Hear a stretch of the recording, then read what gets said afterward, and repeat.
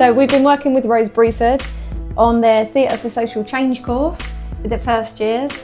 We've been teaching them different skills in theatre on film, but most of all we've been exploring their childhoods.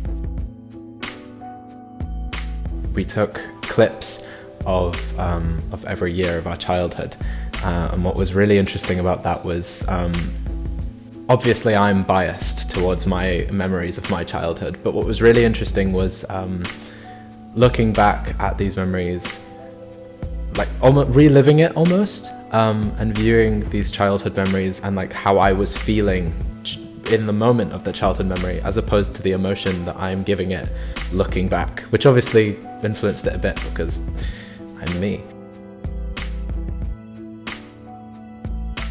So I've realised I don't actually fully remember a lot of my childhood myself, and that I relive a lot of it through photos, videos and sort of that captured media, and using that to sort of remember. The difference in how everyone else's childhoods like line up with each other. So especially when people were talking about COVID, and I was like, I don't relate to that because I'm older than the other people here. And even just like that little gap of like a year, 2 years, I'm like, I don't relate to what you're saying. And then there were really random little niche things that people were saying. I was like, oh, I relate to that as well, even though it's this thing from 10 years ago that's tiny. Things like that. Talking to family members, trying to remember things, and like realizing that everyone remembers things in a slightly different way has been quite interesting. Yeah, and I guess like the fact that I don't really remember much during COVID, and the kind of like realizing there's a whole gap there, which I knew, but I don't think I'd really processed that before. We found that the COVID pandemic has really affected young people. It keeps coming up in lots of groups we're working with, and this group in particular have really honed in on the isolating effect of COVID. COVID was such an integral part of our lives, and I guess what I find fascinating about it is we experienced it as adults. So we'd already shaped ourselves and who we are and what we're about and what we feel about the world, but if you're a young person going through COVID, that becomes your reality. To be secluded at home is just normality now. What I think for me it highlighted was the importance of connection.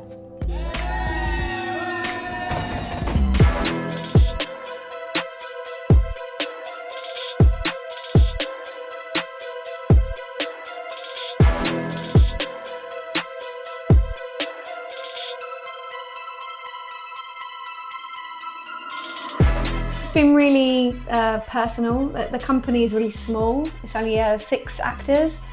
So we've had loads of time to explore together, delving into different memories, recalling parts of their childhood where they felt vulnerable, and also things that they couldn't remember has come up quite a lot.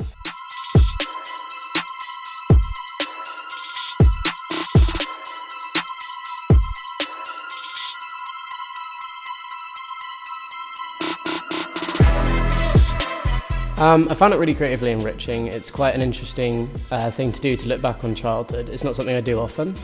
Childhood was quite a tricky time. We grew up quite poor, but what I've learned throughout it is, regardless of that, I still had a lovely childhood. And so there are tricky memories and there are tricky times, and that can be hard to process. But actually what comes back to it is I was given a very nice childhood, regardless of financial situation. Creativity helps massively for young people.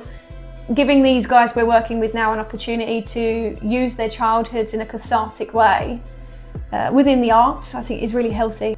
It's been fascinating to look at childhood from the point of view of young people that haven't quite finished their childhood. You know, it's an odd term to use because childhood in the UK technically finishes when you're 18, but your brain's still going to you're 25, so you're learning and adapting and evolving as a person. So it's really fascinating to watch them experience their younger selves when they're still their younger selves.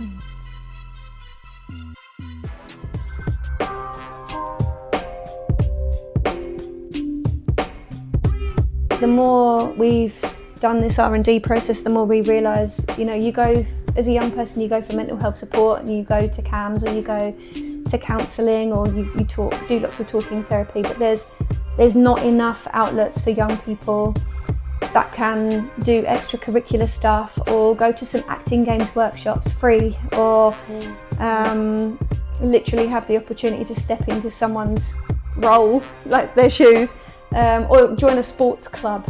Yeah. You know, of everyone that's going through similar things to them, there's not enough opportunities in certain areas of the country to do that stuff still.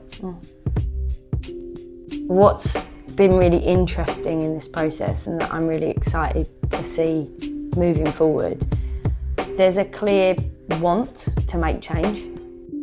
There's a want to make change in mental health. There needs to be earlier access to mental health conversations, and there needs to be open conversations about those from primary school, in my opinion. Because when you get to secondary school, you can get 6 weeks free counselling in a year and that's about it. A very good start would be a standardised curriculum across schools, because there's sort of a curriculum taught on it, but it's very wishy-washy between schools. So I think some sort of standardised thing that had to be taught at every level. There's been some very clear differences in the way that these, like this institution, for example, deals with mental health. And viewing the way that they treat that here through the lens of how they might have treated it in my secondary school, for example, it doesn't compare. I just think there's not enough support for young people. Even like in secondary school where they offer like counselling, it's still like you get free sessions and then they expect you to be cured. And yeah, I think there's a lack of wanting to help, and I think that needs to change. I feel like no one is having them conversations that need to be had. Not enough support is being offered for young people who are struggling. I mean, the wait list at the moment is too long. You know, it's almost as, for young people, therapy and stuff like that is treated as like an afterthought instead of a prevention.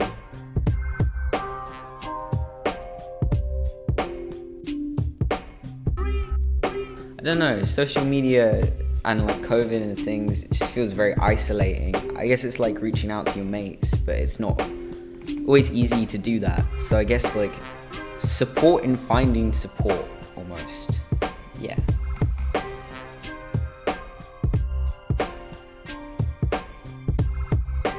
The starting point is events like this. Groups of people coming together, sitting in a room, discussing, watching, celebrating, appreciating young people and taking their mental health more seriously, and then walking away with a want to fix something.